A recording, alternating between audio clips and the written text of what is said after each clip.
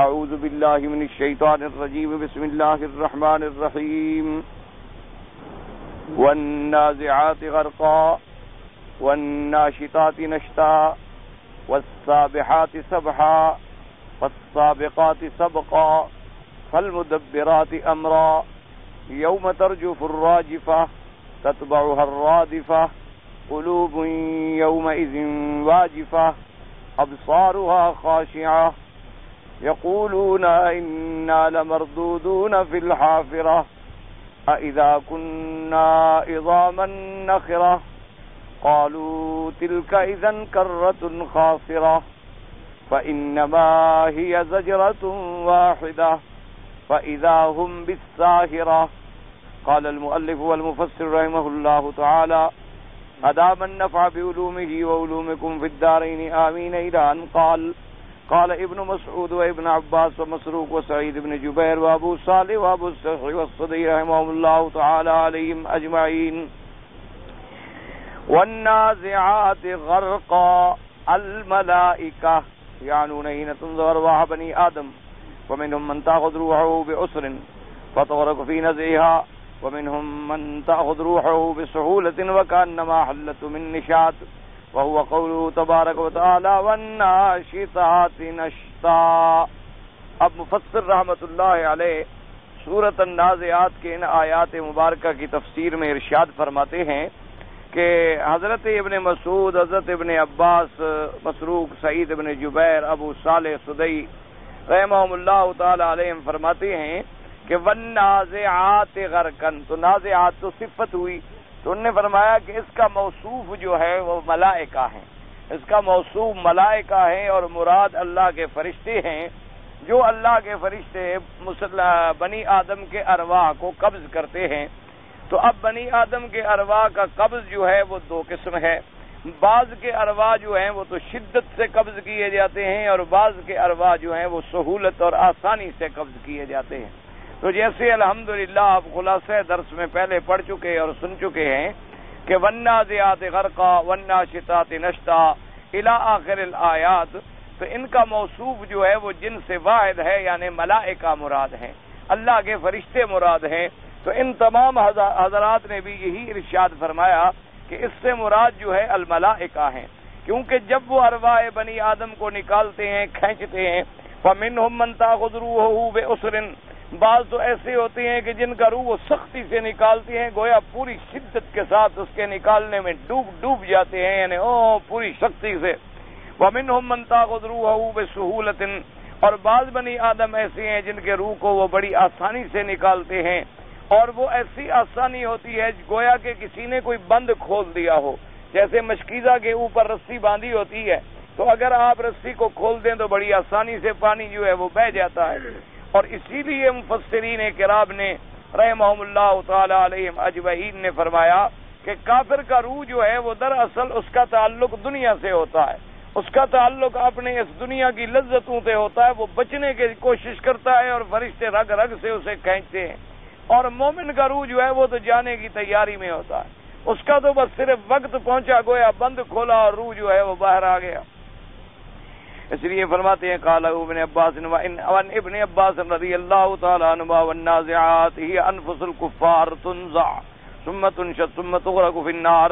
حضرت ابن عباس رضی اللہ تعالی عنہ فرماتی ہیں کہ نازعات سے مراد یہ ہے کہ کافروں کے روح جب کھینچے جاتے ہیں، سختی کے ساتھ ان کو کھینچا جاتا ہے اور اس کے بعد ان کو سختی کے ساتھ جو ہے دوزخ کی آگ میں ڈالا جاتا ہے، کیونکہ جب آدمی مر گیا تو عذاب شروع ہو گیا، ورنہ دوزخ تو اصل شروع ہوگی قبر کے بعد.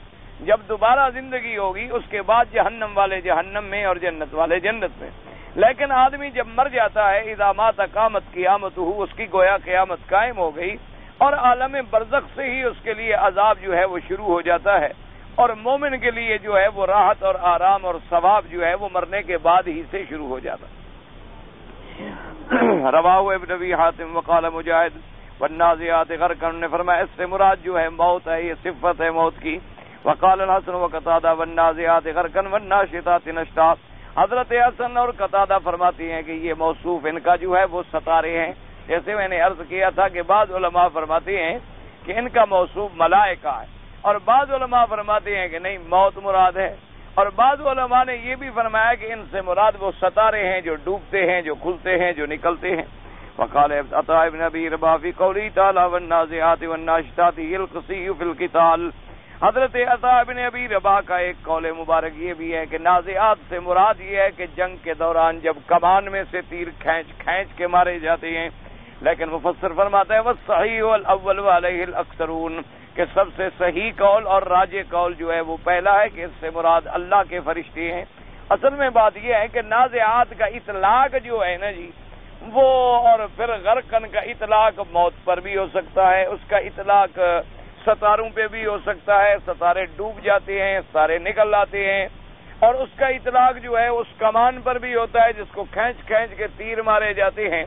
اس لیے بعض علماء کرام نے ان اقوال کا ذکر بھی فرمایا، لیکن راجح قول اور صحیح قول جو ہے وہی پہلا ہے جس پر اکثر ہیں اور جمہور ہیں کہ اس سے مراد اللہ کے فرشتے ہیں، اور اللہ کے فرشتے جو ہیں وہ معین ہیں اور مقرر ہیں ارواح بنی آدم کے قبض کرنے پر۔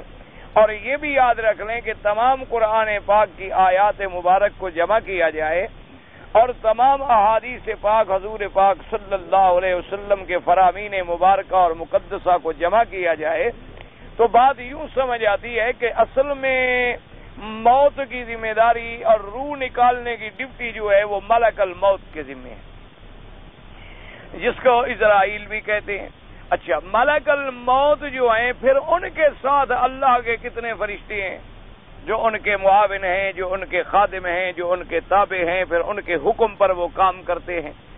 تو اس لیے چونکہ قرآن پاک نے کبھی تو یہ ارشاد فرمایا کہ اللہ یتوفی الانفس، اللہ پاک خود روح کو پورا لے لیتے ہیں، اور کہیں ارشاد فرمایا کہ ثم توفته رسلنا، نسبت کر دی گئی ملائکہ کی طرف، اور کہیں نسبت کی گئی یتوفاکم ملک الموت الذی وکل بکم۔ اصل کیا ہے؟ اصل حقیقی قبض جو ہے وہ اللہ کی طرف۔ اب ملک موکل بھی معمور من اللہ ہے، اور ملائکہ جو ہیں وہ بھی معمور من اللہ ہیں۔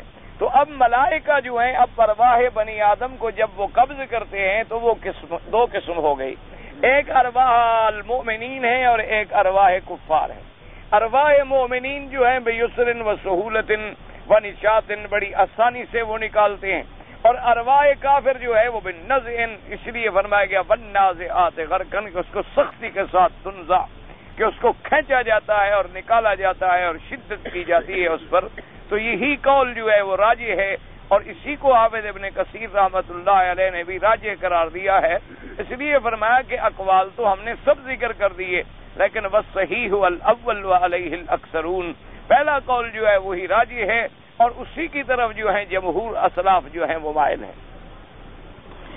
اور اس کے بعد اللہ پاک نے فرمایا واما قوله تعالی والسابحات سبحا، فقال ابن مسعود رضی اللہ تعالی عنہ ہی الملائکہ، انہوں نے کہا اس سے مراد بھی ملائکہ ہیں۔ اصل کہتے ہیں سبحا، کہتے ہیں پانی میں تیرنا، پانی میں تیرنا جو ہے اس میں تمام اعضاء حرکت کرتے ہیں، اور گویا کہ جی پانی میں تیرتا چلا جا رہا ہے، تو فرشتوں کا کثرت سے اترنا، چڑھنا، جانا، آسمانوں سے آنا، اس کو تشبیہ دی گئی سابحات۔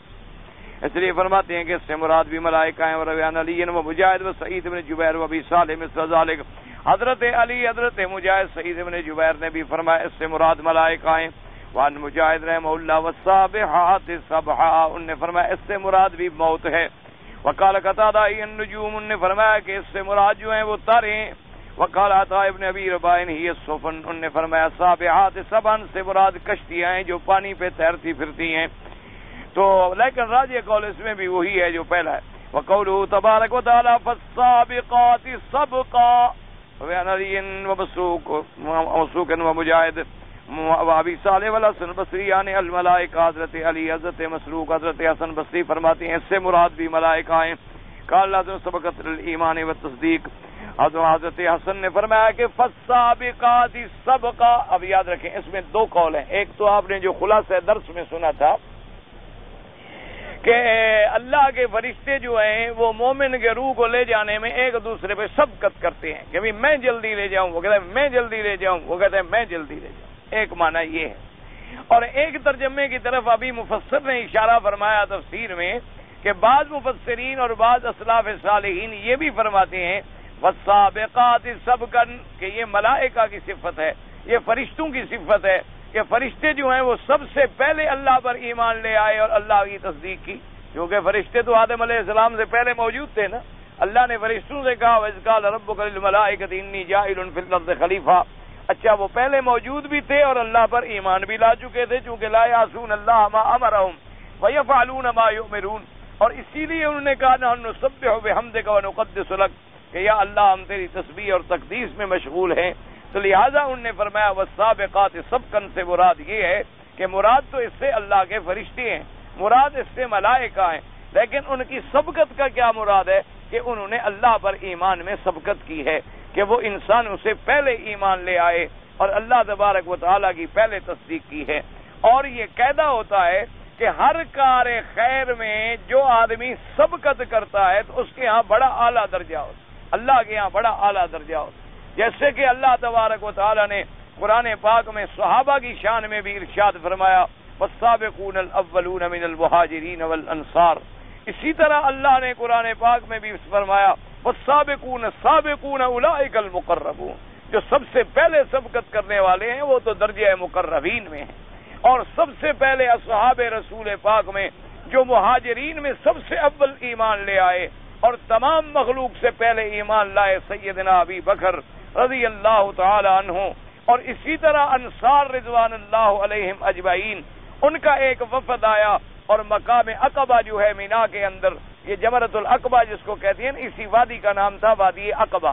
اس سے قریب میں پہلے ایک جگہ تھی، چھوٹی سی ایک مسجد بھی ہوتی تھی، اب تو رستوں کی توسیع کے لیے ان چیزوں کی مجبوری ہو گئی کہ اللہ کی مخلوق آخر کہاں سے گزرے، تو توسیعات میں یہ چیزیں مجبوراً آتی ہیں، کیونکہ جتنی مخلوق بڑھتی جائے گی لازمی بات ہے کہ اتنے طرق بڑھائے جائیں گے، اتنے راستے بڑھائے جائیں گے، اتنے توسیعات کیے جائیں گے۔ تو اسی جگہ پر سب سے پہلے انصار نے آ کر حضور صلی اللہ علیہ وسلم کی بیعت فرمائی، اور پھر دوسرا وفد آیا صحابہ رضوان اللہ علیہم اجمعین کا، تو حضور صلی اللہ علیہ وسلم سے جب بیعت ہو گئے تو پھر آپ نے مصعب ابن عمیر کو بھیجا رضی اللہ تعالی عنہ، انہوں نے جا کر مدینہ منورہ میں پھر اسلام پہ کام کیا، قرآن پہ کام کیا۔ تو اب پھر آدمی جب آئے، پہلی دفعہ 7 تھے، دوبارہ آئے تو 72 تھے، اور حضور کے جانے کے وقت میں تو تقریباً تمام مدینہ مسلمان ہو چکا تھا، اس لیے کہ سارے کا سارا استقبال کے لیے عمدہ پڑ رہا تھا، اور سنیت الوداع کی پہاڑیوں پہ کھڑا انتظار کر رہا تھا کہ حضور پاک صلی اللہ علیہ وسلم کب تشریف لائیں گے۔ تو لہذا جنہوں نے سبقت کی، چاہے وہ مہاجرین ہیں تو وہ مہاجرین میں نمبر لے گئے، جنہوں نے انصار میں سبقت کی وہ انصار میں سبقت لے گئے۔ تو اسی لیے علماء کرام نے فرمایا ہے کہ اگر کوئی کار خیر ہو رہی ہے، کوئی مسجد ہے، کوئی دین کا ادارہ ہے، کوئی مدرسہ ہے، کوئی چیز ہے، تو جو آپ نے پہلے 2 روپے بھی دے دیے ہیں سبقت کر کے، تو اس کا نمبر اللہ کی رحمت سے پہلے لگ جاتا۔ یہ ضروری نہیں ہوتا کہ آدمی لاکھوں خرچ کرے، جتنی اللہ نے توفیق بخشی ہے کسی کو اللہ تبارک و تعالی، ایک آدمی کچھ نہیں کر سکتا، پانی کا گلاس تو پلا سکتا ہے کسی، ایک آدمی کچھ نہیں کر سکتا ہے تو مسجد میں ایک چٹائی بچھا دیتا، ایک آدمی کے پاس اس چٹائی بچھانے کا پیسہ بھی نہیں ہوتا تو مسجد میں جا کے صفائی کر دیتا، مسجد کے اندر پانی بھر دیتا ہے کہ وضو والے آئیں گے تو ان کو آسانی ہو جائے گی، پانی بھرا ہوا مل جائے گا۔ کچھ نہیں کر سکتا ہے، مسجد کے نمازیوں کے لیے لوٹے خرید کر کے رکھ لیتا ہے کہ چند دن وضو کرتے رہیں گے تو مجھے ثواب ہوتا رہے گا۔ یہ ضروری نہیں ہوتا کہ آدمی لاکھوں خرچ کرے، لاکھوں خرچ کرنے سے کام نہیں چلتے، کام چلتے ہیں سبقت سے اور اخلاص سے، کہ اللہ تبارک و تعالیٰ کی رحمتوں پر کامل یقین ہو۔ جب اللہ کی رحمتوں پر کامل یقین ہوتا ہے اور اخلاص ہوتا ہے تو پھر دین کے معاملات جو ہیں وہ خود بخود چلتے رہتے ہیں۔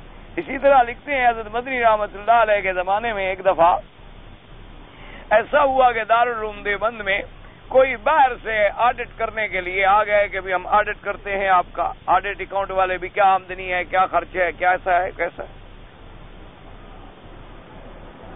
اس زمانے میں شاید 50,000 یا 1,00,000 روپے مہینے کے قریب خرچ تھا۔ اب تو الحمدللہ بڑی اللہ کی رحمت ہے، اب تو پتہ نہیں کہاں کروڑوں پہ پہنچ گیا ہوگا معاملہ۔ تو وہ جب آئے تو انہوں نے دیکھا کہ بھئی خرچ تو ہے 1,00,000 روپے مہینے کا، اور باقی کو جو کچھ مدرسے کے فنڈ میں پڑا ہے وہ صرف 15,000 روپے ہیں۔ تو انہوں نے آ کر حضرت سے بات کی کہ حضرت یہ مدرسے کیسے چلتے ہیں کہ 1,00,000 روپے مہینے کا خرچ ہے اور اس کے بعد ابھی باقی آپ کے پاس فنڈ صرف 15,000 روپے ہے۔ جب ایک مہینے کا ہی پورا نہیں ہے تو یہ پورا سال کیسے چلے گا؟ کیونکہ گورنمنٹ تو بجٹ بناتی ہے نا جی کہ ایک سال میں مثلا 2 کروڑ خرچ ہوگا تو پہلے 2 کروڑ رکھتے ہیں پھر کام شروع کرتے ہیں. اور وہاں معاملہ الٹ ہے کہ مہینے کا خرچہ بھی پورا نہیں ہے تو آپ کہتے ہیں مدرسہ بھی چلے گا. تو حضرت انہوں نے کہا جی کوئی ذریعہ آمدنی، آپ نے فرمایا توکل. تو اس کو اب سمجھنا ہے، وہ بیچارہ آڈٹ اکاؤنٹنسی کا آدمی تھا، اسے کیا پتا توکل کیا چیز ہے. جیسے کہا جی توکل کوئی فیکٹری ہے، کوئی کارخانہ ہے، کوئی انڈسٹری ہے، وہاں سے کوئی انکم آئے گی. آپ نے فرمایا نہیں، نہ انڈسٹری ہے، نہ فیکٹری ہے، نہ کارخانہ ہے. توکل کا معنی یہ ہوتا ہے کہ اللہ تبارک و تعالیٰ اپنے بندوں کو زبردستی ڈنڈے سے بھیجیں گے کہ وہ آگے ہمارے مدرسے میں دیں. یہ توکل. اس نے کہا جی کیوں، کیا ضرورت ہے ایسی کہ آخر اللہ میاں زبردستی لوگوں کو بھیجیں گے اور آپ کو آ کر دیں گے، آپ مانگیں؟ انہوں نے کہا نہیں، ہم تو نہیں مانگیں، ہم تو کبھی سوال نہیں کریں گے، ہم تو کبھی اظہار کر دیتے ہیں، بتا دیتے ہیں کہ یہ اچھا کام ہے، کار خیر ہے، کوئی کرے تو کرے، نہ کرے اس کی مرضی ہے، اس سے زیادہ ہمارے ذمہ نہیں ہے. انہوں نے کہا جی بہرحال مجھے یہ بات سمجھ نہیں آتی. اس نے کہا سمجھ تو تب آئے جب تمہارا ایمان ہو، جب ایمان ہی نہ ہو تو سمجھ کیسے آئے تمہیں بات یہ سمجھ آ ہی نہیں سکتی. انہوں نے کہا بہرحال جی ہمارے حساب سے جو آج کل موجودہ دنیا کا حساب ہے اس کے مطابق تو آپ کا مدرسہ اگلے مہینے بند ہو جائے گا. انہوں نے فرمایا اللہ کی رحمت سے اتنے سال سے نہیں بند ہوا، آگے بھی نہیں بند ہو، اللہ کی رحمت سے یہ چلتا رہے گا. خیر اسی اسنا میں بات کر رہے تھے کہ ایک آدمی آیا اور اس نے آ کر 50,000 روپے پیش کیے. تو حضرت نے فرمایا کہ بھی یہ پیسے کس قسم کے؟ انہوں نے کہا جی میرے پیسے بینک میں تھے، مجھے ملے. انہوں نے فرمایا یہ تو حرام ہے، ہمیں نہیں چاہیے، سود کے پیسے ہیں، ہم تو نہیں لیتے. انہوں نے کہا حضرت اتنی بڑی آمدنی آ رہی ہے اور آپ حلال حرام، آپ کو تو یہ دے رہا ہے نا، ہدیہ دے رہا ہے، یہ چوری کر کے بھی لایا ہو. انہوں نے کہا جب بتلا دیا ہے کہ چوری کے ہیں پھر میں کیوں لوں؟ یا تو نہ بتلاتا کہ چوری کے ہیں، ڈاکے کے ہیں، کچھ ہیں، اس نے آگے دے دیا، ہم بھی ایک مسلمان کو مسلمان سمجھ کے لے لیتے. لیکن ایک آدمی نے وضاحت کر دی کہ میں نے بینک میں پیسے رکھے تھے اور جو سود ملا ہے وہ میں لایا ہوں. تو جب وہ خالص حرام ہے تو ہم حرام اللہ کے دین پڑھنے والوں کے رگوں میں کیسے ڈال دیں؟ اس لیے ہم نہیں لی اور چل رہا ہے الحمدللہ. اس لیے اصل بات یہ ہوتی ہے کہ یہ تو ایک کار خیر ہے، ایک سبقت کی بات ہوتی ہے. تو جس میں بھی آدمی سبقت کرے اس کا نمبر پہلا ہو جاتا ہے. یہ نہیں دیکھا جاتا آپ نے 1 ریال دیا اس نے 10 لاکھ دیے، نہ جس نے پہلے دیا وہ ذریعہ بنا ہے نا دوسروں کا، دوسروں کے لیے دلالت کرنے کا ذریعہ بن گیا ہے. اس لیے فرمایا سابقات کا معنی ایک یہ ہے کہ وہ ایمان میں سبقت کر گئے، کہ وہ بندوں سے پہلے ایمان لے آئے. اور اس کے بعد رحمت اللہ علیہ فرماتی ہیں کہ وقال قتادہ رحمہ اللہ تعالی عن مجاہد، انہوں نے کہا کہ موت ہے. وقال مجاہد رحمہ اللہ قتادہ ہی النجوم، انہوں نے کہا یہ ستارے مراد ہیں. وقال عطا ہی الخیل فی سبیل اللہ، اس سے اللہ کے جنگ راستے میں جہاد میں گھوڑے مراد ہیں جو اللہ کے راستے میں سبقت کرتے ہیں ایک دوسرے سے، لیکن پہلا قول زیادہ راجح. وقوله تبارک وتعالى فالمدبرات امرا، قال علی ومجاہد وطاو ابو صالح والحسن وقتادہ والربیع بن انس السدیہی الملائکہ زاد الحسن تدبر الامر من السماء الى الارض يعني بامر ربها عز وجل ولم يختلفوا في هذا ولم يقطع ابن جرير المراد في شيء من ذلك الا انه حكى في المدبرات امرا انها الملائکہ ولا استطلانفا. اب مفسر رحمت اللہ علیہ فرماتے ہیں کہ فالمدبرات امرا، اس سے کیا مراد ہے؟ فرماتے ہیں کہ اس سے مراد جو ہے تمام کے نزدیک فرشتے ہیں جو آسمانوں سے زمین کے تمام معاملات کی تدبیر کرتے ہیں اللہ تبارک و تعالیٰ کے حکم سے. اب مفسر فرماتے ہیں کہ اس مسئلے میں اس آیت میں کسی نے اختلاف نہیں کیا، سب نے کہا اس سے مراد فرشتے ہیں. یعنی پہلی آیتوں میں تو کچھ اقوال تھے نا، کسی نے کہا موت ہے، کسی نے کہا ستارے ہیں، کسی نے کہا گھوڑے مراد ہیں، کسی نے کہا فرشتے ہیں، لیکن مدبرات امرن میں کوئی اختلاف نہیں، سب نے کہا کہ اس سے مراد تو فرشتے ہیں. وہ اللہ تبارک و تعالیٰ کے حکم سے، اللہ تبارک و تعالیٰ کے اذن سے آسمانوں اور زمینوں کے اندر جو معاملات ہیں، جو نظام ہے، وہ اس کی تدبیر کرتے ہیں، خدا کے حکم کے مطابق وہ اس کو ٹھیک کرتے ہیں، چلاتے ہیں.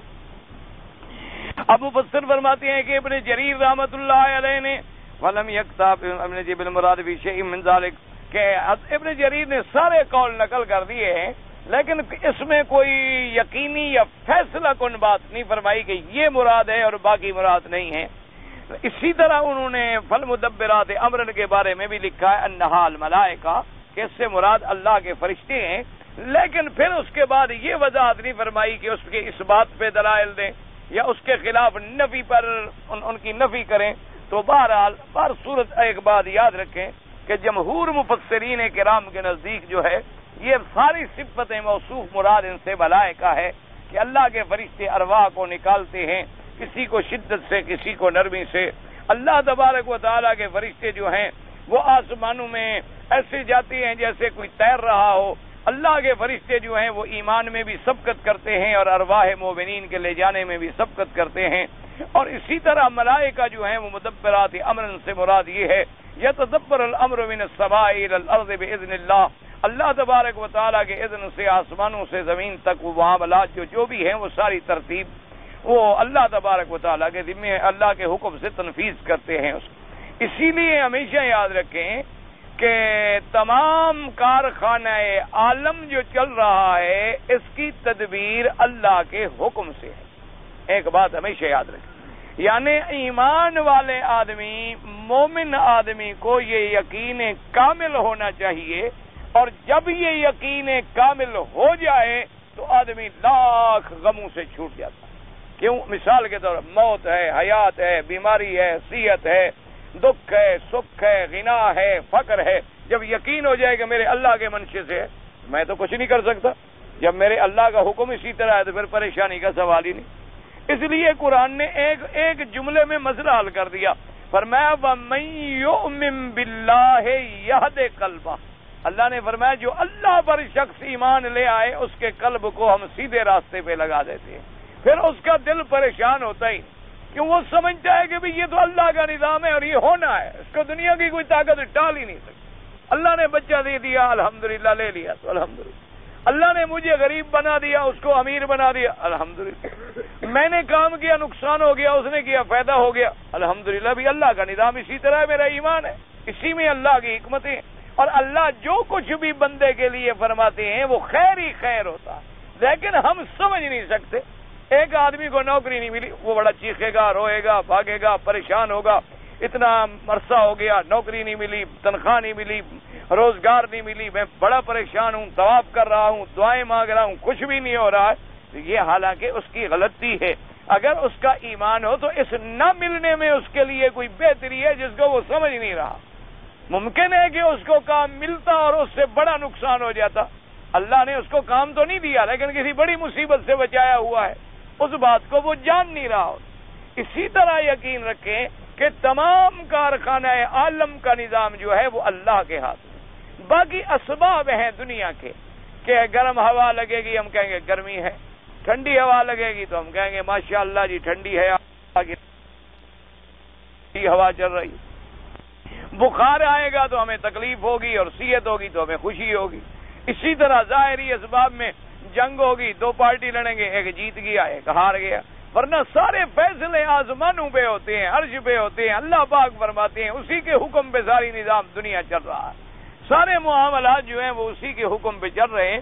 اور اللہ تبارک و تعالی کبھی کبھی اپنی شان قدرت کا اظہار فرما دیتے ہیں تاکہ ایمان والوں کا ایمان تازہ ہو جائے اور ایمان والوں کے ایمان کو اور قوت ملے اور بڑھ جائے ایمان، اور کافر جو ہے اس کے لیے وہ زیادہ سے زیادہ تحدید اور وعید ثابت ہو جائے کہ آدمی تصور بھی نہیں کر سکتا کہ اتنی بڑی سرخ سامراج کی قوت جو آج سے یعنی چند دن پہلے تک پوری دنیا کو چیلنج کر رہے تھے اپنی قوت کا، اللہ نے اپنے ملک میں ٹکڑے ٹکڑے کر دیا۔ یہ یہاں سے سمجھ آتا ہے کہ کوئی نظام چلانے والا اور ہے۔ اگر نظام طاقت کی بنا پر ہوتے، اگر نظام ایٹم کی بنا پر ہوتے تو ان کے پاس کوئی ایٹم بموں کی کمی تھی، اگر نظام فوج کی بنا پر ہوتے تو سرخ سامراج کے پاس کوئی فوج کم تھی، اگر نظام روٹی کپڑے کے نعرے سے ہوتے تو جن لوگوں نے وہ نعرے دیے تھے اور جن لوگوں کے مجسمے لگائے گئے تھے وہی قوم ڈنڈے لے کے خود بت توڑ رہی ہے۔ کسی کافر سے آپ توقع کر سکتے تھے کہ وہ بتوں کو توڑ ڈالے گا، مجسمات کو توڑ ڈالے گا؟ کبھی آپ تصور کر سکتے تھے کہ جہاں اللہ کی آذان کی آواز نہ آئے؟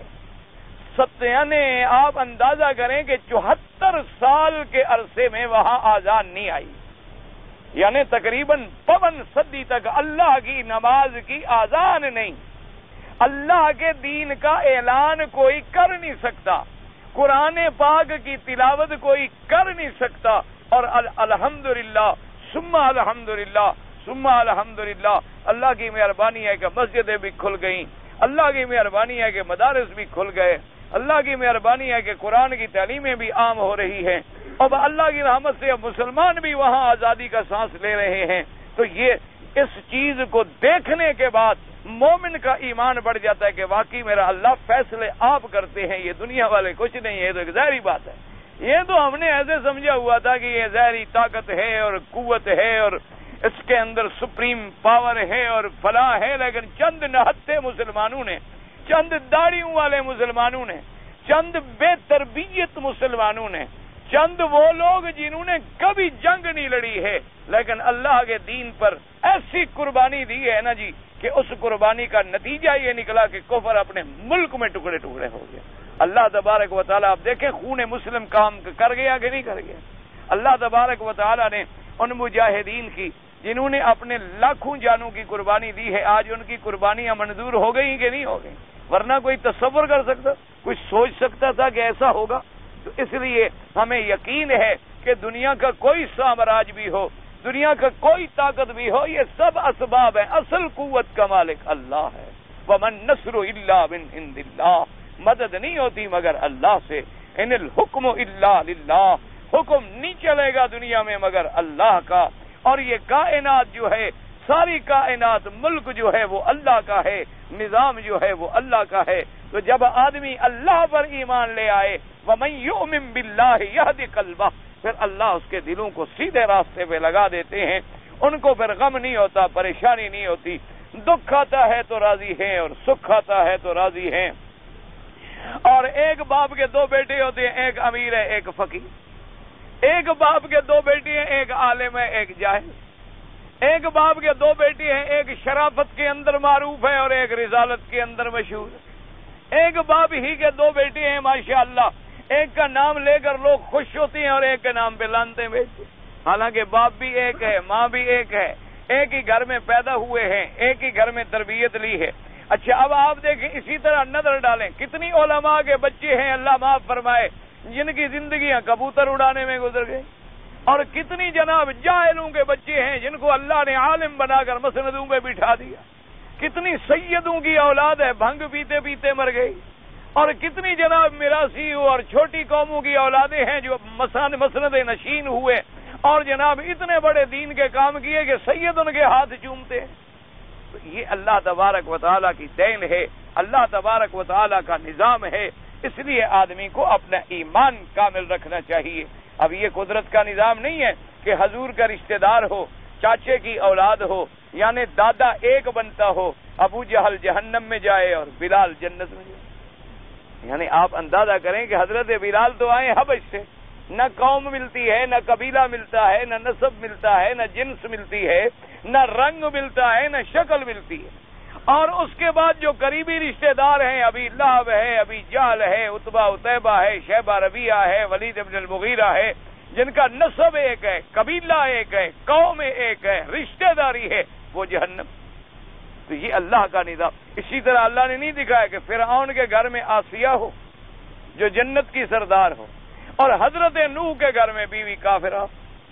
اسی لیے آپ بھی دنیا میں دیکھ لیں کہ کتنے شرابی، کتنے کبابی اور کتنے عیاش قسم کے خبیث نوجوان اور گھروں میں بیویاں پاکیزہ، اور کتنے ماشاءاللہ پاک باز انسان گھر میں بیوی نعوذ باللہ شیطان۔ یہ اللہ کا نظام ہے، اس پر مومن کو تو بس ایمان ہونا چاہیے کہ میرے اللہ کے فیصلے ہیں، میں اللہ کی تقدیر پہ راضی ہوں۔ اسی لیے حضرت امیر المؤمنین حضرت عمر رضی اللہ تعالی عنہ نے 3 جملوں میں دین سمجھا دیا کہ رضینا باللہ رب، کہ یا اللہ ہم تیرے رب ہونے پہ راضی، وبالاسلام دینا وبمحمد نبیا، اسلام کو ہم دین مانتے ہیں اور اسی پہ ہم راضی ہیں، اور محمد مدنی کی نبوت اور رسالت کے ہم قائل ہیں۔ تو اس لیے دین کا معنی ہی ہے کہ آدمی اللہ کی رضا پہ راضی ہے، اور جب بھی کوئی حرکت دیکھے، سکون دیکھے، تغیر دیکھے، تبدل دیکھے کہ اللہ کا حکم ہے، حکم الا للہ، اللہ کا حکم ہے۔ اب یہ فرشتے مدبرات امر، لیکن تدبرون الامر من السماء الى الارض بامر اللہ، باذن اللہ، اللہ کے اذن اور اللہ کے امر سے تدبیر کرتے ہیں، ورنہ فرشتوں کی کیا طاقت ہے؟ اللہ حکم دے دے کھڑے ہو جاؤ، بس ختم. اللہ حکم دے دے نہیں اترنا ہے، نہیں اتر ہی نہیں سکتے. اللہ حکم دے دے وہ آسمانوں سے نیچے نہیں جانا ہے، بس ختم. اللہ نے حکم دے دیا جاؤ، آ گئے. حکم دے دیا نہ جاؤ، رک گئے. وہ تو اللہ کے احکام کے تابع ہیں. اسی لیے اللہ تبارک و تعالی رحمت فرمائے اپنے عقیدوں کو صاف رکھا کریں. جب تک آدمی کا عقیدہ میرا بھائی ٹھیک نہیں ہوگا نا، پھر نجات نہیں ہوگی.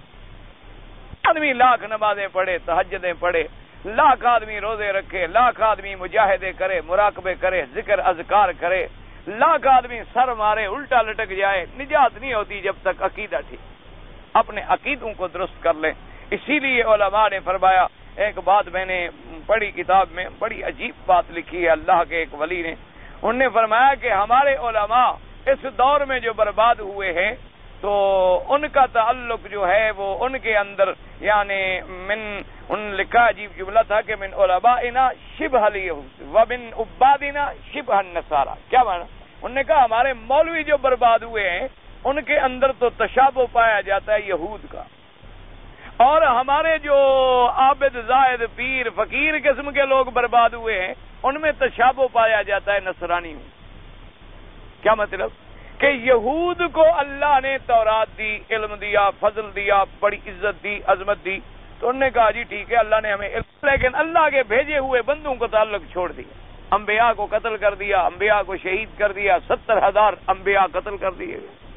انہوں نے کہا ہمارے پاس تورات ہے، علم ہے، فہم ہے، عقل ہے، بس ہم خود کرتے رہیں گے، پڑھتے رہیں گے، چلتے رہیں گے، عمل کرتے رہیں گے، ہمیں کیا ضرورت ہے ان کی. تو انہوں نے کتاب اللہ کو تو پکڑ لیا لیکن اللہ کے بندوں سے تعلق توڑ دیا. اور نصرانی جب آئے مقابلے پر ان کو حکم ہوا تھا عبادت کا، زہد کا، ریاضت کا، وہ ایسے پیر بنے کہ انہوں نے جناب رجال یعنی رجال اللہ کو تو پکڑ لیا، بندوں کو تو پکڑ لیا اور کتاب اللہ کو چھوڑ دیا. انہوں نے کہا سب کچھ جو ہے یہی بزرگ ہے، سب کچھ انہی سے ملتا ہے، سب کچھ حضرت عیسیٰ سے ملے گا، بی بی مریم سے ملے گا، ان احبار و رہبان سے ملے گا، اربابا من دون اللہ. انہوں نے اپنے بزرگوں کو اللہ کے علاوہ رب بنا لیا. انہوں نے کہا سارے اختیارات اب اللہ نے ان کو دے دی. تو انہوں نے کہا کہ اب ہمارا جو مولوی اپنے علم پہ گھمنڈ کرتا ہے اور اللہ والوں سے تعلق نہیں جوڑتا تو وہ یہودیوں کی مشابہت پائی گئی کہ اس نے کتاب کو تو پکڑا لیکن اللہ کے بندوں سے تعلق توڑ لیا.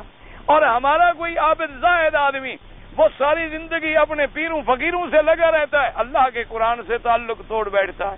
اور صراط مستقیم کب ملے گی کہ ہمارا تعلق کتاب اللہ سے بھی ہو اور ہمارا تعلق اللہ کے بھیجے ہوئے پیغمبروں کے بعد صحابہ، پھر تابعین، پھر تبع تابعین، پھر ائمہ، پھر اولیاء اللہ، ان سے بھی تعلق ہو اور ان کو ہم دیکھیں کتاب اللہ کی روشنی میں کہ اللہ کی روشنی میں ولی ہے کہ نہیں ہے. اس لیے پھر جا کر آدمی کا ایمان جو ہے وہ سلامت رہ سکتا ہے. اللہ تبارک و تعالی آپ کو بھی اور مجھے بھی اسی لیے حضور پاک کی ایک دعا مبارک ہے، فرمایا اللہم انی اسألک ایمانی یباشر قلبی ویقینا صادقا حتی اعلم بانہ لن یصیبنی الا ما کتبت لی، کہ میرا اللہ مجھے ایسا ایمان نصیب کر کے میری رگ رگ میں شامل ہو جائے اور مجھے ایسا یقین قلب نصیب فرما کہ مجھے یقین ہو جائے کہ جو بھی مصیبت پہنچی ہے آپ نے لکھی ہو. جب آپ نے لکھی ہے اس کو کوئی ٹال تو سکتا نہیں، اور جو مجھے نہیں پہنچنی ہے مصیبت جو آپ نے میرے لیے نہیں لکھی ہے ساری دنیا مخالف ہو جائے مجھے نہیں پہنچا سکتی. قل نہیں یصیبنا الا ما کتب اللہ لنا هو مولانا. اللہ تبارک و تعالی نے فرمایا میرا مدنی آپ فرما دیں کہ ہمیں ہرگز نہیں پہنچ سکتا مگر وہ جو اللہ نے لکھا ہے، وہی ہمارا والی ہے، وہی ہمارا ناصر ہے، وہی ہمارا مولا ہے، وہی ہمارا معین ہے، وہی ہمارا مددگار ہے، وہی حاجت روا اور مشکل کشا ہے. اسی پہ ہمارا توکل ہے اور اسی پر ہی مومن جو ہے وہ توکل کرتے ہیں. تو جب آدمی کا یہ ایمان ہو جائے، آدمی اللہ کی رضا و قضا پہ راضی ہو جائے اور ایمان کامل ہو جائے، پھر اس کو تکلیف نہیں ہوتی، پریشانی نہیں ہوتی. یہ پریشانیاں پتہ ہے کیوں ہوتی ہیں کہ ایمان نہیں ہوتا. اگر ایمان مضبوط ہو تو پریشانی کا کوئی سوال ہی پیدا نہیں ہوتا. اور اس کے بعد جناب فرماتے ہیں وقولہ تبارک و تعالی یوم ترجف الراجفہ تتبعها الرادفہ. قال ابن عباس رحمہ اللہ رضی اللہ تعالی عنہما النفقتان الاولى والثانیہ. حضرت ابن عباس رضی اللہ تعالیٰ عنہ فرماتے ہیں الراجفہ سے مراد النفقۃ الاولی ہے. الرادفہ سے مراد جو ہے النفخۃ الثانیہ، دو نفخے ہوں گے نا، نفخۃ الصعق و نفخۃ البعث. نفخ فی الصور فصعق من فی السماوات ومن فی الارض الا من شاء اللہ ثم نفخ فیہ اخری فاذا هم قیام ینظرون. ایک نفخہ اولا ہوگا، ایک نفخہ ثانیہ ہوگا. حضرت ابن عباس رضی اللہ تعالیٰ عنہ فرماتے ہیں یوم ترجف الراجفہ، جس دن وہ آئے گا نفخہ اولا اور زمینوں میں اضطراب آئے گا، اور پھر اس کے پیچھے کیا آئے گا؟ رادفہ. رادفہ اصل کہتے ہیں کسی کو آدمی گھوڑے پہ اپنے پیچھے بٹھا لے، تو پہلے نفخے کے بعد پھر دوسرا نفخہ آئے گا. اس لیے انہوں نے فرمایا کہ اس سے مراد نفختان ہیں، النفخۃ الاولی والنفخۃ الثانیہ. وہکذا قال مجاہد والحسن وقتادہ والضحاک وغیر واحد. وان مجاہد اما الاولی وہی قولہ جل وعلا کہ نفخہ اولا کیا ہے؟ یوم ترجف الراجفہ. فقہ قول تبارک و تعالی عظمتہ جلت عظمتہ یوم ترجف الارض والجبال، جس دن زمینوں میں بھونچال آئے گا اور پہاڑوں میں بھونچال آئے گا. والثانیۃ ہی الرادفہ، اور نفخہ ثانیہ کیا ہے؟ رادفہ. فہی کقولہ تبارک و تعالی، جیسے اللہ نے فرمایا وحملت الارض والجبال فدکتا دکتا واحدہ، کہ جب ہم زمینوں کو اور پہاڑوں کو اٹھا لیں گے پھر ان کو کر دیا جائے گا ریزہ ریزہ. وقت قال الامام احمد حدثنا وکی قال حدثنا سفیان عبد اللہ بن محمد بن عقیل بطفیل بن ابی بن کعب النبی قال قال رسول اللہ صلی اللہ علیہ وسلم جاءت الراجفۃ تتبعها الرادفہ جاء الموت بما فيه فقال رجل یا رسول اللہ مرایت انجا صلاتی کلها علیک قال اذن یکفیک اللہ ما اہمک من دنیاک و آخرتک. وقد روى الترمذی ونجی بن حاتم بن سفیان الثوری الی آخری.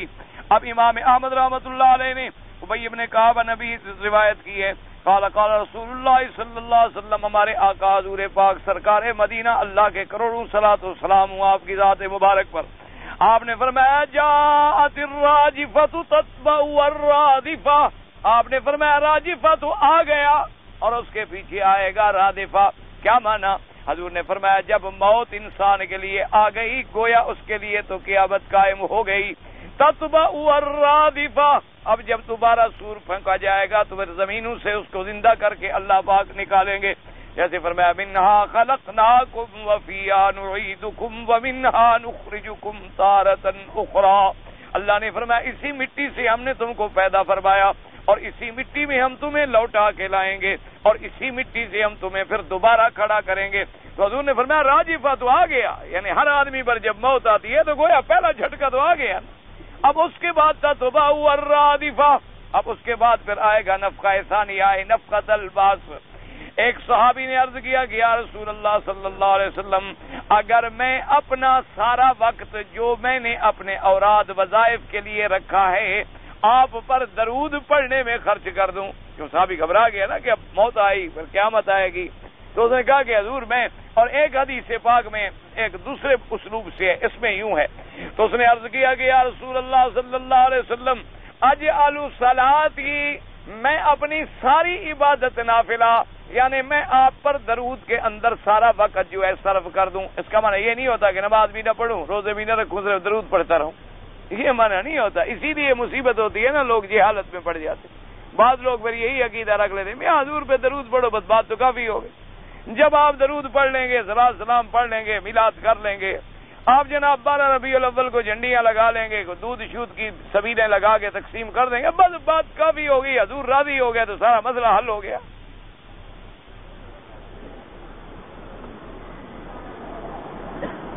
یہی وہ عقائد میں بدعات اور محدثات اور منکرات ہیں جو مصیبت بنتے ہیں. یاد رکھو اللہ کے فرائض فرائض ہوتے ہیں، فریضہ ہوتا ہے، اس میں تو کسی رد و بدل کا کوئی سوال ہی پیدا نہیں ہوتا. اللہ نے جو نمازیں فرض کی، اللہ نے زکوٰۃ فرض کی، اللہ نے حج فرض کیا، اللہ نے روزے فرض کیے، یہ مسائل کا تعلق یہ نہیں ہوتا کہ ایک آدمی کہے کہ اچھا جی نماز نہیں پڑھوں گا میں درود پڑھتا رہوں گا. وہ تو نماز نہ پڑھنے سے کافر ہو جائے گا، درود کافر پڑھتا رہے گا. ایک نماز ترک کر دینے سے تو کفر کا فتویٰ ہے امام احمد بن حنبل رحمۃ اللہ علیہ کا. اچھا باقی ائمہ کے نزدیک بھی فاسق فاجر تو ہو گیا، انہوں نے بھی کہا کہ اقرب الی الکفر ہے، کفر کے قریب چلا گیا ہے. تو جب ہمیشہ 2-2 4-4 سال نمازیں نہ پڑھے اس کے بارے میں پھر وہ کہا جی میں چونکہ درود پڑھ کرنا، یہ معنی ہوتا ہے کہ اللہ کے فرائض کی پابندی کروں گا، اللہ کے احکام کی پابندی کے بعد اب جو میرے اوقات ہیں فارغ جن میں میں اور وظائف پڑھتا ہوں، اس میں اگر میں صرف آپ پر درود بھیجتا رہوں تو آپ نے فرمایا ٹھیک ہے پڑھا کرو، اللہ تبارک و تعالیٰ دنیا اور آخرت کے تیرے غم جو ہیں وہ دور کر دے گا، اللہ تبارک و تعالیٰ دنیا اور آخرت کی پریشانیاں جو ہیں وہ دور فرما دیں گے۔ اسی لیے بڑے بڑے علماء نے اور بڑے بڑے اللہ کے عباد صالحین نے لکھا ہے کہ درود شریف کی جتنی آدمی سے کثرت ہو سکے، جتنی آدمی سے ہمت ہو سکے، زیادہ سے زیادہ درود شریف پڑھا کرے۔ چلتے ہوئے، بیٹھے ہوئے، کام کر رہے ہو، ڈیوٹی میں کھڑے ہو، کوئی بات نہیں، آپ گاڑی میں ہیں، بس میں ہیں، وضو ہے نہیں ہے، کوئی بات نہیں، آپ پڑھتے رہیں، کیونکہ جتنی آدمی درود زیادہ پڑھے گا اتنی قیامت میں حضور پاک صلی اللہ علیہ وسلم کا قرب نصیب ہوگا۔ لیکن شرط یہ ہے کہ اللہ کے فرائض کا پابند ہو، عقیدہ خالص ہو، عقیدہ صحیح ہو، عقیدے میں خالص توحید ہو، اور پھر کثرت سے درود پاک ہو، تو اس سے بڑی نعمت کوئی نہیں۔ اسی لیے اللہ کے بڑے ولیوں نے لکھا ہے کہ ہمیں جو مراتب ملے ہیں وہ ان دو چیزوں سے ملے ہیں، ایک لا الہ الا اللہ محمد الرسول اللہ، اور ایک حضور پاک پہ درود شریف۔ اس لیے جتنے اللہ کے اولیاء گزرے ہیں ان نے کہا کہ ہم نے جو منازل طے کی ہیں، ہم نے جو ترقی کی ہے اور اللہ نے ہمیں مراتب عطا فرمائے ہیں، ان دونوں مراتب کے حاصل کرنے کا راز صرف ان دو چیزوں میں، ایک لا الہ الا اللہ محمد الرسول اللہ، اور ایک حضور پاک پہ درود شریف۔ اور درود شریف جو نماز میں پڑھتے ہو وہ سب سے افضل ہے، ویسے اس کے علاوہ بھی کوئی درود پاک کے صیغے ہیں تو کوئی حرج نہیں ہے، لیکن افضل وہی ہوتا ہے جو خود حضور پاک نے سکھلایا۔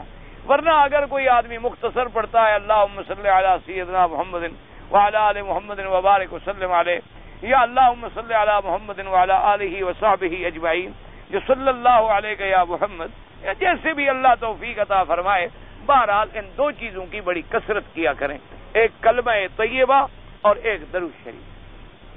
اس لیے حضور پاک نے فرمایا اذن یکفیک اللہ ما اہمک من دنیا کا وآخرت، آخرت کا اللہ تبارک و تعالی جو تیرے مصائب ہیں، تیرے اہم معاملات دنیا اور آخرت کے ہیں، وہ اپنی رحمت سے طے فرما دیں گے۔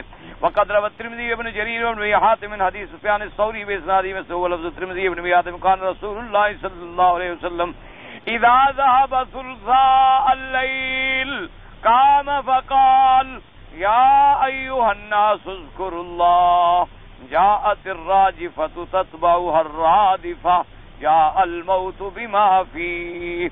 حضرت امام ترمذی رحمۃ اللہ علیہ نے ابن ابی حاتم نے ایک روایت فرمائی ہے کہ جب 2/3 رات کی گزر جاتی تو حضور پاک فرماتے کہ اے لوگو اللہ کا ذکر کرو، اللہ کو یاد کرو، اللہ کی عبادت کرو۔ جاءت الراجفہ، وہ پہلا جھٹکا تو آ گیا، یعنی کیا، موت آ گئی، اور اس کے بعد پھر آئے گا تتبع الرادفہ، اور نفخہ ثانیہ جب ہم قبروں سے اٹھائے جائیں گے۔ وقوله تبارک و تعالی قلوب یومئذ واجفہ، قال ابن عباس رضی اللہ تعالیٰ عنہ یعنی خائفۃ، کہ اس دن دل جو ہیں وہ ڈرے ہوئے ہوں گے۔ تو قاعدہ یہ ہے کہ ہر چیز کی بنیاد جو ہے دل پر ہے، یہ ہمیشہ یاد رکھا کریں کہ مثلا کان ہے سنتا ہے، آنکھ ہے دیکھتی ہے، ناک ہے سونگھتا ہے، دماغ ہے سوچتا ہے، لیکن یہ سب کا تعلق جو ہے پھر دل کے ساتھ۔ کیا معنی؟ اگر دل متوجہ نہ ہو تو کان سنتا ہی نہیں، اگر دل متوجہ نہ ہو تو آنکھ دیکھتی ہی نہیں، اگر دل متوجہ نہ ہو تو زبان بولتی ہی نہیں، اگر دل متوجہ نہ ہو تو دماغ میں کوئی بات بیٹھتی ہی نہیں۔ کیا معنی؟ آپ کے دل میں خیال آیا کہ کعبہ شریف دیکھوں تو اب نظر اٹھ پڑے گی، گویا کہ اسی ارادہ کیا دل نے اور آنکھ تابع ہو گئی۔ آپ نے کہا چلو بھی میں دل میں خیال آ رہا ہے درس سنوں، اب کان نے سننے کا کام شروع کر دیا۔ تو تمام چیزوں کا تعلق جو ہے وہ دل سے ہو، پہلے وہ چیز دل میں آتی ہے۔ آپ نے دیکھا نا کئی دفعہ ایسا ہوتا ہے کہ ایک آدمی شہر میں گزرتا ہے، بڑے میلے ٹھیلے رونق میلے ہوتے ہیں، واپس آتا ہے تو دوسرا کہتا ہے بھی دیکھا آج آپ نے وہ بڑے یار رونق تھی۔ میں نے کہا کون سی رونق؟ انہوں نے کہا آپ نے نہیں دیکھا شہر میں، آپ شہر نہیں گئے؟ اس نے کہا گیا تھا۔ اس نے کہا نہیں دیکھا۔ اس نے کہا میں نے تو خیال نہیں کیا، میں اپنے خیال میں لگا، میں نے نہیں دیکھا، حالانکہ آیا وہیں سے، آنکھیں بھی موجود ہیں، آنکھیں بھی کھلی ہوئی ہیں، لیکن ادھر خیال نہیں۔ کبھی آدمی ایسا پڑھنے میں ماں بیٹھا ہوتا ہے، او وقت گزر گیا، اذان ہو گئی، پتہ ہی نہیں لگا کہ اذان ہو گئی۔ تو اس لیے ہمیشہ قاعدہ یہ ہے کہ ساری چیزوں کا دار و مدار جو ہے وہ دل پر ہے۔ اس لیے حضور نے فرمایا کہ ایک ٹکڑا ہے بندے کے اندر، اگر وہ ٹھیک ہو جائے تو سارے اعضاء ٹھیک ہوتے ہیں، اگر وہ بگڑ جائے تو سارے اعضاء جو ہیں وہ بگڑ جاتے ہیں۔ فرمایا الا وہی القلب، حضور نے فرمایا اس سے مراد دل ہے۔ تو قیامت والے دن جب دل ڈرے ہوئے ہوں گے تو باقی بدن باقی، اس لیے ذکر دل کا آ گیا، مراد ہے کہ اس دن اتنے خائف ہوں گے۔ فرمایا قلوب یومئذ واجفۃ وکذا قال مجاہد وقتادہ ابصارها خاشعة ابصار اصحابها وانما اضيفت اليها للملابسة ذلیلة حقیرة مما عین من الاحوال۔ ابصارها خاشعة، آنکھیں نیچی ہوں گی، یعنی ان لوگوں کی آنکھیں جو ہیں، اب مقصود تو تھا ابصار اصحابها، لیکن چونکہ ایک دوسرے سے تلازم ہے اس لیے کہہ دیا گیا کہ ابصارها خاشعة، اللہ کے خوف سے اس دن آنکھیں جو ہیں وہ جھکی ہوئی ہوں گی، کیونکہ وہ جو دیکھیں گے احوال قیامت کے اور شدائد قیامت کے۔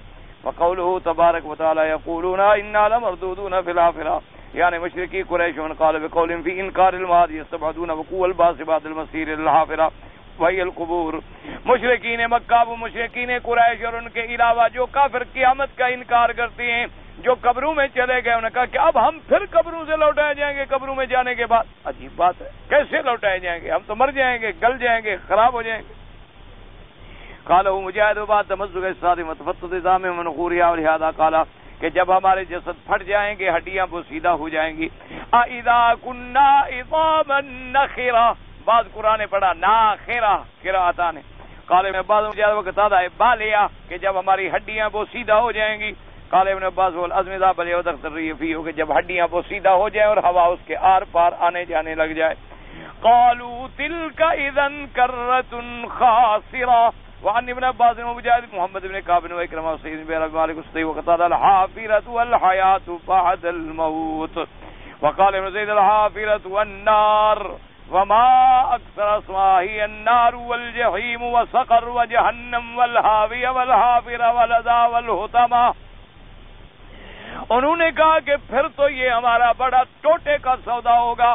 بعض نے کہا کہ حافرہ سے مراد کیا ہے کہ مرنے کے بعد دوبارہ اٹھنا، بعض نے کہا کہ حافرہ سے مراد یہ ہے کہ پھر ہمیں جہنم ملے گی، یعنی وہ کہتے تو تھے نعوذ باللہ مذاق کرتے ہوئے۔ اور مفسر رحمۃ اللہ علیہ نے فرمایا کہ جہنم کتنی بڑی بلا ہے، اس کے کتنے نام ہیں۔ اللہ نے اس کا قرآن میں فرمایا نار، اس کا نام ہے جہیم، اس کا نام ہے سقر، اس کا نام ہے جہنم، اس کا نام ہے حاویہ، اس کا نام ہے حافرہ، اس کا نام ہے لظا، اس کا نام ہے حطمہ، اس کا نام ہے، جتنے کثرت نام ہوتے ہیں تو دلالت کرتے ہیں اس کے حول پر اور شدت پر۔ وَأَمَّا قَوْلُهُمْ تِلْكَ إِذًا كَرَّةٌ خَاسِرَةٌ فَقَالَ محمد بن کعب قالت قریش نحیانا اللہ بعد ان نموت نخسرن۔ قریش کہنے لگے، یہ کہے عقیدے سے نہیں رہتے، کہے یعنی مذاق میں رہتے، جیسے تم کہتے ہو کہ ہم قبروں سے اٹھیں گے، اگر ایسا ہوا تو پھر تو بڑا گھاٹا ہے، پھر تو ہمارا بڑا نقصان ہوگا، لیکن ہم اٹھنا تھوڑا ہے۔ یعنی کہنے کا مقصد نعوذ باللہ انکار اور استہزاء تھا۔ کہنے لگے کافر قریش کے لئن احیانا اللہ بعد ان نموت، اللہ نے اگر ہمیں زندہ کیا مرنے کے بعد تو ہم تو پھر بڑے گھاٹے اور تروٹے میں ہوں گے۔ قال اللہ تعالی فانما هی زجرۃ واحدۃ فاذا هم بالساہرہ، ای فانما هو امر من اللہ لا مثنویۃ فیہ ولا تاکید، فاذا الناس قیام ينظرون وهو امر تعالی اسرافیل فینفخ فی الصور نفخۃ البعث فاذا الاولون والآخرون قیام بین ید الرب عز وجل ينظرون كما قال تبارک وتعالی۔ اللہ نے فرمایا فانما ہی زجرۃ واحدہ، ایک جھڑک بس۔ یہ تھوڑا ہے کہ اللہ دو دفعہ آرڈر کریں گے، اللہ بار بار حکم کریں گے، اللہ کو کیا ضرورت؟ وہاں تو بار بار حکم کی ضرورت ہی نہیں، وہاں تو بس صرف ایک دفعہ کن فیکون ہو گیا، بس اتنی دیر میں ہو جائے گا۔ فرمایا فاذا الناس قیام ينظرون کے لوگ کھڑے ہوئے دیکھ رہے ہوں گے، اللہ پاک حکم دیں گے اسرافیل کو کہ سور پھونکو۔ اب وہ جب سور پھونکیں گے نفخۃ البعث فاذا الاولون والآخرون قیام بین یدی رب عز وجل، کہ اولین اور آخرین سب کے سب اللہ کے دربار میں کھڑے ہو جائیں گے۔ جیسے اللہ نے فرمایا یوم یدعوکم وتستجیبون بحمدہ وتظنون ان لبثتم الا قلیلا۔ اللہ نے فرمایا کہ جب ہم تمہیں بلائیں گے پھر آخرت میں، یعنی آواز دیں گے، سور پھونکا جائے گا، پھر تو تم آؤ گے اللہ کا حمد کرتے ہوئے اور کہو گے بھی ہم تو بڑی تھوڑی سی مدت ٹھہرے، قبر دنیا کی گزری ہوئی مدت تو تمہیں بڑی معمولی نظر آئے گی، پھر اس وقت تو تم کوئی انکار ہی نہیں کر سکتے، بلکہ سب اللہ کے آگے حمد کرتے ہوئے آئیں گے۔ اس لیے فرمایا وما امرنا الا واحدۃ کلمح بالبصر، اللہ نے فرمایا نہیں ہمارا امر مگر ایک بار حکم دیا بس ہو گیا، اور پلک جھپکنے میں۔ وقال تبارک و تعالی وما امر الساعة الا كلمح البصر او هو اقرب. اللہ کا حکم جو ہوگا قیامت قائم کرنے کا جتنی دیر میں آدمی پلک جھپکتا ہے اس سے بھی کم. قال مجاہد فانما هي زجرۃ واحدۃ صیحۃ واحدہ، ایک چیخ اس کے بعد ختم.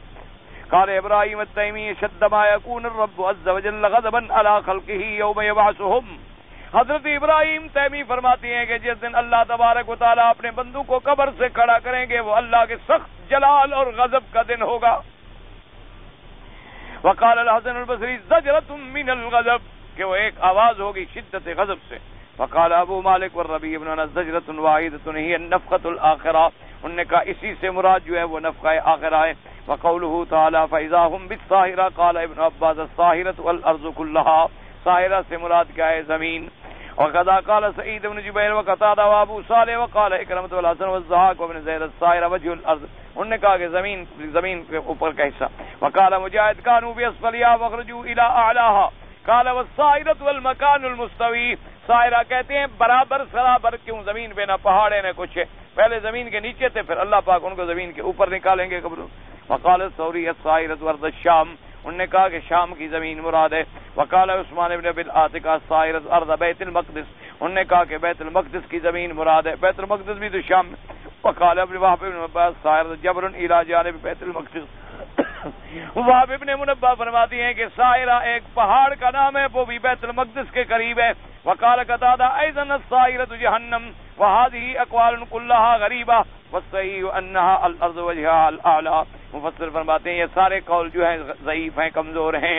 اصل مراد یہ ہے کہ اللہ پاک جب حکم دیں گے اور نفخہ ثانیہ پھونکا جائے گا تو وہ زمین کی سطح پہ آ جائیں گے. وقال ابن ابی حاتم حدثنا علی بن الحسین قال حدثنا ابن مبارک الشیخ الصالح قال حدثنا بشر بن السری قال حدثنا مصعب بن ثابت عن ابي حازم عن سالم بن سعد الساعدی وذاهم بالسائرہ قال ارض بیضاء افراء خالیۃ کالخبزۃ النقی. اللہ تبارک و تعالی جب ان کو زمین پہ لائیں گے تو زمین ہوگی سفید چٹیل میدان جیسے روٹی کا ٹکڑا، ایسے ہو جائے گی کیونکہ پھر پہاڑ آڑ واڑ کچھ نہیں ہوگا.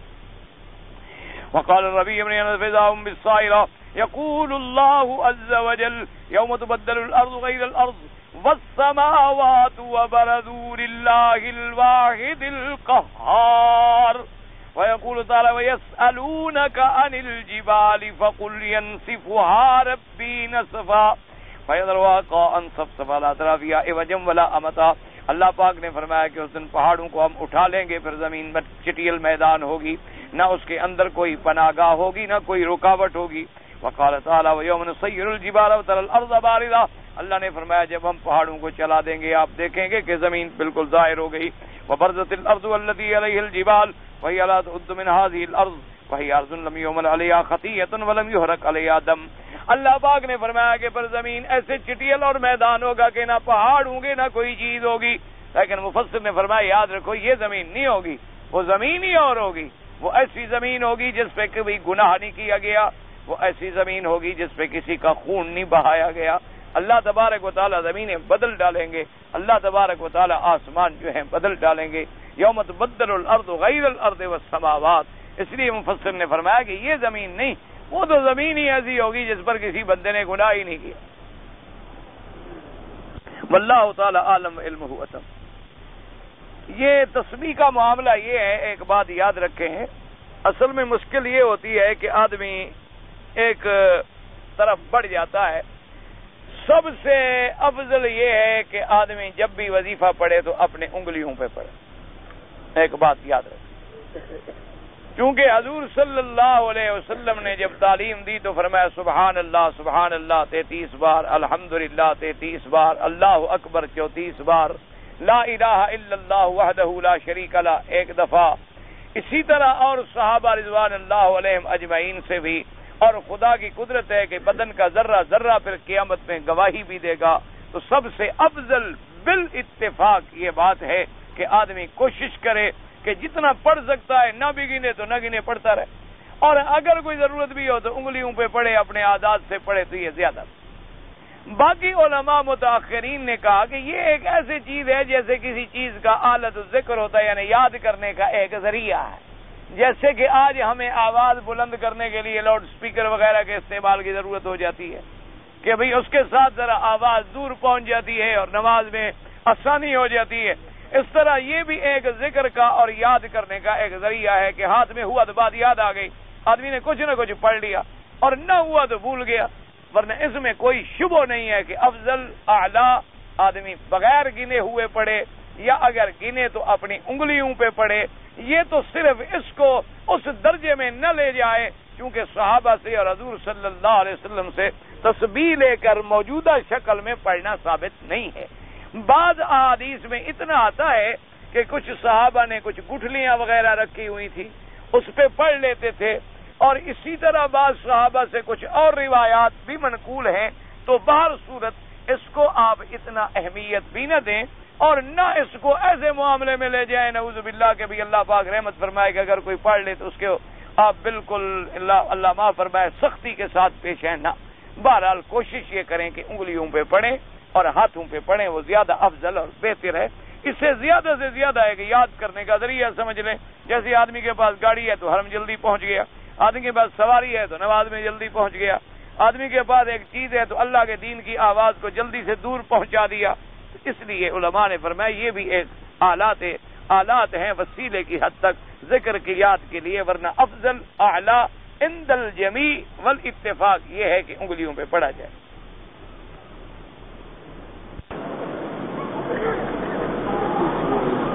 ہمارے ملک میں دکان ہندو کا ہے, ہندو سے لوگ خرید فروخت کرتے ہیں, کوئی حرج نہیں. کافروں کے ساتھ لین دین کرنا, تجارت کرنا, خرید فروخت کرنا کوئی منع نہیں. کافر چاہے ہندو ہو, کافر یہودی ہو, نصرانی ہو, سکھ ہو, کوئی بلا ہو, کافروں کے ساتھ لین دین, تجارت, لینا دینا, خرید فروخت کوئی منع نہیں. اصل اسلام نے جو منع کیا ہے وہ ہے قلبی دوستی, کہ مسلمان کبھی دلی دوست کافر کو نہ بنائے, دل میں اس کا یہ یقین نہ ہو کہ یہ میرا دوست بھی بن سکتا ہے. کیونکہ کافر کا دوست ہوتا ہے اور مومن کا دوست ہوتا ہے. یعنی قلبی مودت اور قلبی محبت جو ہے وہ کفر کے ساتھ نہیں ہونی چاہیے. باقی معاملات ہیں, لین دین ہے, تجارت ہے, آنا ہے, جانا ہے, پڑھنا ہے, پڑھانا ہے, کوئی بات نہیں, کوئی ایسی چیز نہیں. بعض علوم ایسے ہیں جو ہم کافروں کے پاس جا کے پڑھیں گے, کوئی بات نہیں. بعض ایسی جدید ٹیکنالوجی ہے جن کے حصول کے لیے ہمیں کافروں سے سیکھنا پڑے گا, کوئی منع نہیں. یا تجارت ہے, لین دین ہے, معاملات ہیں, کوئی حرج نہیں. کہتے ہیں جی ہمارے ملک میں یہ عقیدہ ہے کہ حضور صلی اللہ علیہ وسلم جب معراج پر تشریف لے گئے تو جب 7ویں آسمان پہ پہنچے تو پھر پیران پیر حضرت عبد القادر جیلانی کے کندھے پہ بیٹھ کے عرش پہ گئے. تو مقصد تو یہ ہوا کہ پیران پیر کو معراج پہلے ہوا. ہاں جی ٹھیک, حضور سے تو پہلے وہ 7ویں آسمان پہ موجود تھے. اچھا, حضور کے زمانے میں پیران پیر پیدا بھی ہوئے تھے, کیا خیال ہے آپ؟ اب اندازہ فرمائیں یعنی جہالت کا کہ شان پیر کی بیان کر رہے ہیں اور توہین حضور کی کر رہے ہیں. یعنی پیر کی شان اتنی بڑھائی جا رہی ہے کہ حضور جب معراج پہ گئے تو عبد القادر جیلانی ہی کندھے پہ اٹھا کے عرش پہ لے گیا. تو کندھے پہ اٹھا کے عرش پہ لے گیا تو وہاں پہلے موجود تھے. اور پھر حضور صلی اللہ علیہ وسلم کے زمانے سے ان کی بعثت بھی پہلے ہو گئی. کوئی عقل کی بات کرو, کوئی سوچنے کی بات کرو کہ عبد القادر جیلانی کب پیدا ہوئے. وہ تو ایک ادنا غلاموں کے غلام ہیں محمد مصطفیٰ کے. وہ تو حضور صلی اللہ علیہ وسلم کے غلام ہیں. عبد القادر جیلانی کو یہ تو نہیں کہ وہ نعوذ باللہ آسمان 7ویں پہ کھڑے تھے اور عرش معلیٰ پہ حضور کو کندھے پہ اٹھا کے لے گئے تھے لیلۃ المعراج میں. انا للہ و انا الیہ راجعون. اس سے بڑا اسی لیے یعنی حقیقت ہے کہ میں کئی دفعہ سوچتا ہوں کہ اگر حضور کے زمانے کے مشرک آج زندہ ہو جائیں, اللہ کر دے, اور ہماری برادری کا وہ شرک دیکھیں تو کان پکڑ کے بھاگ جائیں. وہ کہیں بھئی یہ شرک تو ہمارے باپ کو بھی نہیں آتا جو آج ہو رہا ہے. یعنی آپ اندازہ کریں, خدا کا خوف کریں. بھئی کوئی پیران پیر ہوں یا اللہ کے ولی ہوں, وہ تو ولایت پر پہنچ نہیں سکتے جب تک غلام نہ بنے محمد مصطفیٰ کے. اور پھر معراج اللہ کے حکم سے ہوتا ہے کہ نبی اپنے منشے سے چلے جاتے ہیں. اللہ قرآن میں نبی کے لیے تو فرماتے ہیں اسرا بعبدی, میں نے سیر کرائی. عبد القادر جیلانی کے لیے کس نے کہا ہے کہ میں نے اس کو 7ویں آسمان پہ کھڑا کیا کہ جب حضور آ جائیں تو تم کندھے پہ اٹھا کے لے جانا. کوئی عقل کرو. ایسے عقیدے جاہلانہ رکھنے سے نتیجہ یہ نکلتا ہے اللہ پاک رحمت فرمائے، اللہ پاک رحمت فرمائے کہ انسان کفر اور شرک میں مبتلا ہو جائے. اللہ تبارک و تعالی. اب آپ دیکھ لیں، حالانکہ دیکھیں نا جی، مثال کے طور پر ایک بزرگ ہے، مثال ہے، اللہ کا ولی ہے، اللہ اس پہ کروڑوں رحمتیں فرمائے، لیکن ایک بطور خاص اس کے مزار پہ سبیل لگائی جائے تو مانا تو ہوا اللہ کے کعبے کی زمزم کا مقابلہ ہو رہا ہے نا، کہ اللہ نے جو اپنے گھر کے قریب ایک سبیل لگائی ہے تو ہم نے بھی تو اپنے مزاروں پہ سبیلیں لگا لی. تو اگر آپ نے فقیروں کو پلانا ہے ثواب اللہ دے گا، پیر دے گا، تو کسی گلی میں سبیل لگا لیں، پھر قبر پہ لگانے کی کیا ضرورت ہے؟ وہاں پلانے کی کیا ضرورت ہے؟ وہاں پلانے سے برکت آ رہی ہے، پلانے والے کے ہاتھ سے آ رہی ہے، قبر سے آ رہی ہے، تو برکت آ کہاں سے رہی ہے؟ پلانے والے کی داڑھی نہیں ہے، پینے والوں کی بھی اللہ کی رحمت سے نہیں.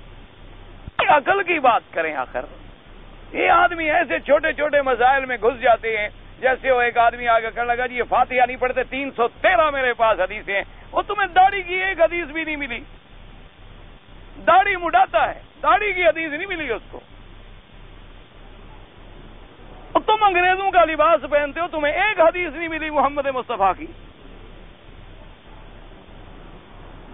تمہیں حضور کی وہ حدیثیں نہیں ملی ہیں، صرف کافر بنانے کے لیے تم نے حدیثیں پڑھی ہیں. کوئی عقل کی بات کرو. اس لیے ہمیشہ یاد رکھو کیا معنی ہے پیر ماننے کا کہ اس کو نبی سے بھی بڑھا دو. پیران پیر مان نعوذ باللہ لوگوں نے کتابوں میں لکھا ہے کہ تم کو جو مصیبت پیش آ جائے 2 رکعت نفل پڑھو اور پھر عبد القادر جیلانی کو ندا کرو. اس سے بڑا شرک ہے کوئی؟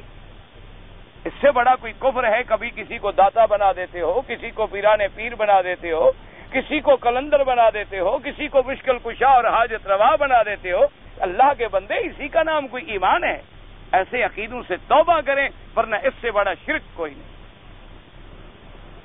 صلی اللہ علیہ وسلم یا بمانے ندا ہے، یا بمانے ندا ہے جب ہم اس کو ندا سمجھیں نہ سمجھیں. پھر یا پھر آؤ نو، تو اب کیا کریں گے؟ آپ ندا کر رہے ہیں. کوئی عقل کرو. اب جو ہم قرآن پڑھیں گے یا یوسف یوسف آردن ہذا یا فرعون یا حامان، تو ہم ان کو بلا رہے ہیں. کوئی عقل کرو. اللہ تبارک و تعالی جہاں بھی حرف ندا کے لیے استعمال ہوتا ہے، لیکن جب ہم ندا کے معنی میں نہیں لیں گے، ہمارا عقیدہ یہ ہے کہ جو درود پڑھیں گے ہمارا اللہ پہنچائے گا، تو وہاں ندا کا کوئی سوال ہی پیدا نہیں ہوتا.